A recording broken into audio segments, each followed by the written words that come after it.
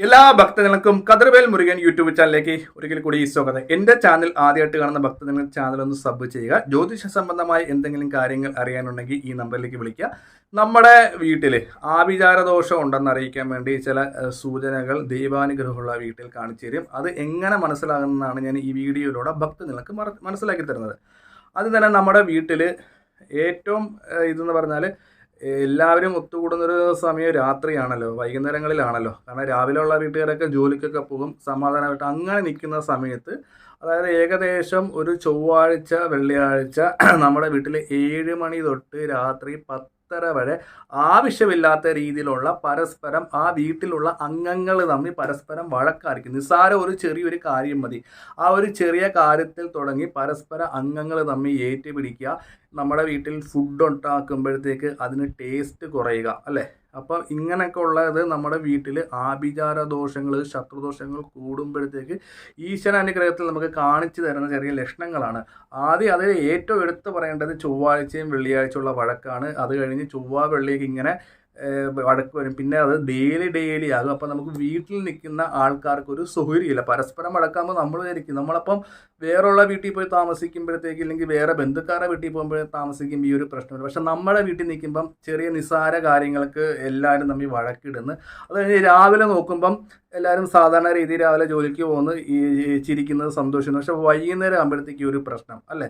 അതേപോലെ തന്നെ നമ്മുടെ വീട്ടിൽ മത്സ്യമാംസാദികളോ എന്ത് ഭക്ഷണമായിക്കോട്ടെ വീട്ടിൽ വെക്കുമ്പോൾ നമുക്ക് അതിനൊന്നും രുചി കിട്ടത്തില്ല. പല രീതിയിലുള്ള പ്രശ്നങ്ങൾ നമുക്ക് ആ ഭക്ഷണത്തിൽ നിന്നുണ്ടാകും. ഇതിൻ്റെ രുചിയില്ല, ഇല്ലെങ്കിൽ ഉപ്പ് കൂടി, ഇല്ലെങ്കിൽ എരിവ് കൂടി, അങ്ങനെ പറഞ്ഞ് വീണ്ടും അവിടെ ഒരു വഴക്കുണ്ടാകും. അഭിപ്രായ വ്യത്യാസങ്ങൾ, ഇല്ലെങ്കിൽ ഞാൻ പോയപ്പോൾ നീ ഉപ്പിട്ട്, അങ്ങനെയുള്ള എന്താ പറയുക ചെറിയ ചെറിയ വഴക്കുകളും കാര്യങ്ങളും ആ ആഭിചാര ദോഷവും ശത്രുദോഷവും ഉള്ള വീട്ടിൽ പ്രകടമാണ്. പിന്നെ മൂന്നാമത്തെ കാര്യം, നമ്മൾ രാത്രിയിൽ നല്ലപോലെ ഉറങ്ങുന്ന സമയത്ത് നമ്മൾ ഞെട്ടി എഴുന്നേൽക്കുക, ഉറക്കക്കുറവ്. അതായത് ഒരു 12 മണി 2 മണിയായാലും ഉറക്കം വരത്തില്ല. ഇങ്ങനെ തിരിഞ്ഞും മറിഞ്ഞും കിടക്കുക, ഇടയ്ക്ക് വെള്ളം കുടിക്കാൻ പോവുക, ഇങ്ങനെ വയറ് സ്തംഭിച്ചിരിക്കുന്നത്, അതായത് ദഹന സംബന്ധമായ പ്രശ്നങ്ങൾ, നമ്മുടെ ശരീരത്ത് ഉറക്കം കിട്ടുന്നില്ല. പിന്നെ നമ്മളൊരു 4 മണി ടൈമിലായിരുന്നു നമ്മൾ ഉറങ്ങി വരുന്നത്. അപ്പം ആ ഒരു സമയത്ത് നമ്മൾ ഉറങ്ങി വരുന്ന സമയത്ത് നമ്മുടെ കൃത്യനിഷ്ഠകളെല്ലാം മുടങ്ങി. കാരണം 4 മണിക്ക് ഇത്രയും നേരം രാത്രി കിടന്നിട്ട് ഉറക്കമില്ല. അപ്പം 4 മണിക്ക് ഉറങ്ങുന്ന സമയത്ത് 4 മണിക്ക് നമ്മൾ ഉറങ്ങിയല്ലോ. അപ്പോൾ നമ്മൾ എഴുന്നേൽക്കുമ്പോൾ 8:30 9 മണി. അപ്പം നമ്മൾ നിത്യം രാവിലെ ഒരു 7 മണിക്ക് ജോലിക്ക് പോകുന്നവർക്കാണെങ്കിൽ അതിലൊരൊക്കെ ഭയങ്കരമായിട്ട് ഇത് വരും. അത് അങ്ങനെ എന്താ പറയുക, നമ്മുടെ വീട്ടിലുള്ള പ്രശ്നങ്ങൾ വലുതായിട്ട് വരും. പിന്നെ അടുത്ത കാര്യങ്ങൾ, ദോഷങ്ങൾ കൂടിയുള്ള വീടാണെങ്കിൽ അവിടെ വൈകുന്നേരം നമ്മുടെ അടുക്കളയെ പാചകം ചെയ്യുമ്പോൾ പാചകത്തിന് നമ്മൾ കറി കഴിഞ്ഞാൽ നമ്മൾ അബദ്ധം വെച്ചാൽ പെട്ടെന്ന് കൈമുറി. ഇപ്പോൾ സാധാരണ നമ്മൾ പിച്ചാത്തി എടുക്കുമ്പോഴൊക്കെ കൈമുറിയാം. പക്ഷേ ഇത് എല്ലാ ദിവസവും നമ്മൾ കൈമുറിയുന്ന ആ വീട്ടിൽ കാക്കകളുടെ ഉപദ്രവം. ഇപ്പോൾ സ്വാഭാവികമായിട്ട് കാക്കകൾ വരാം.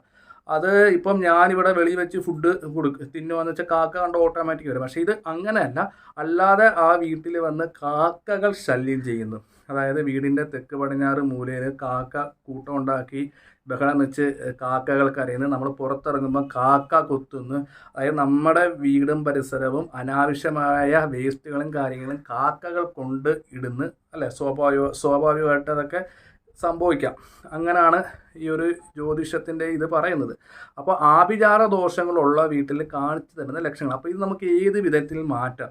അപ്പോൾ ആദ്യമായിട്ട് ചെയ്യേണ്ടത്, നമ്മുടെ വീട് ആരുടെ പേർക്കാണ്, ആ വീട് ആരുടെ പേർക്കാണ് സ്ഥിതി ചെയ്യുന്നത്, അവരുടെ പേർക്ക് ആദ്യം തന്നെ എന്താ പറയുക, നമ്മുടെ വീടിൻ്റെ അടുത്തുള്ള ദേവീ ക്ഷേത്രത്തിൽ പോയിട്ട് ത്രിഷ്ടുപ്പ് മന്ത്ര അർച്ചന, അതായത് ഒന്നുകൂടെ പറയുകയാണ്, ത്രിഷ്ടുപ്പ് മന്ത്ര അർച്ചന ചെത്തിപ്പൂവിൽ 108 തവണ അടുത്തുള്ള തിരുമേനിയോട് ചെയ്തു തരാൻ പറയണം. 108 തവണ ത്രിഷ്ടുപ്പ് മന്ത്ര അർച്ചന. ഒന്നും കൂടെ പറയാണ്, ത്രിഷ്ടുപ്പ് മന്ത്ര അർച്ചന. വീട് ആരുടെ പേർക്കാണ് അവരുടെ പേർക്ക് ഈ ഒരു ത്രിഷ്ടുപ്പ് മന്ത്ര അർച്ചന ചെയ്യണം. അത് നമ്മൾ ചെയ്യുമ്പോൾ വീട്ടുപേരും വെച്ചിട്ട് വേണം നമ്മൾ ചെയ്യാൻ.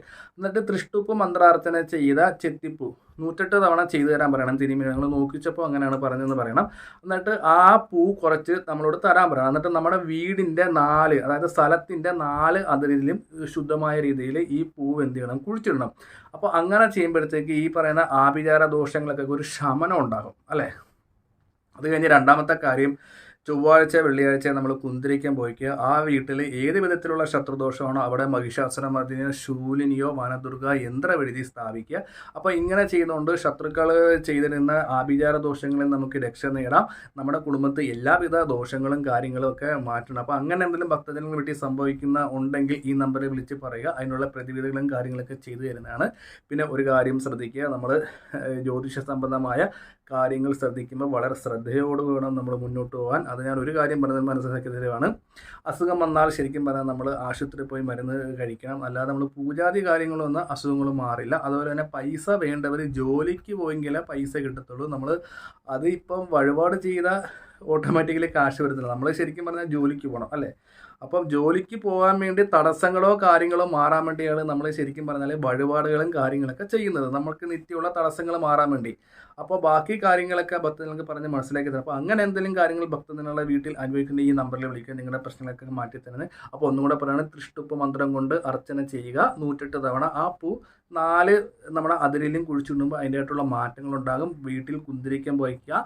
ഒപ്പം തന്നെ മഹിഷമർദിനിയോ അതേപോലെ തന്നെ ശൂലിനിയോ വനദുർഗ യന്ത്രം നോക്കി അത് സ്ഥാപിച്ചെങ്കിൽ മാത്രമേ ആ വീട്ടിലെ ആഭിചാര ദോഷങ്ങൾക്ക് മാറ്റം ഉണ്ടാകത്തുള്ളൂ. ഇങ്ങനെ ചെയ്യുമ്പോൾ നമ്മുടെ വീട്ടിൽ ഐശ്വര്യം ഉണ്ടാകും, സമ്പത്തുണ്ടാകും. ജോലിക്ക് പോകുന്നവർക്കൊക്കെ നല്ല നല്ല ഓഫർ കിട്ടി പുതിയ ജോലികൾ കിട്ടും. അങ്ങനെ നമുക്ക് സാമ്പത്തികം മെച്ചപ്പെടുത്തിയെടുക്കാം. ആ വീട്ടിലുള്ളവർക്ക് ഐശ്വര്യം ഉണ്ടാകും, സമാധാനം ഉണ്ടാകും. അപ്പോൾ വീഡിയോ ഇഷ്ടപ്പെട്ടെങ്കിൽ ലൈക്കും ഷെയറും ചെയ്യാൻ മറ്റൊരു വീഡിയോ വരുന്നതാണ്.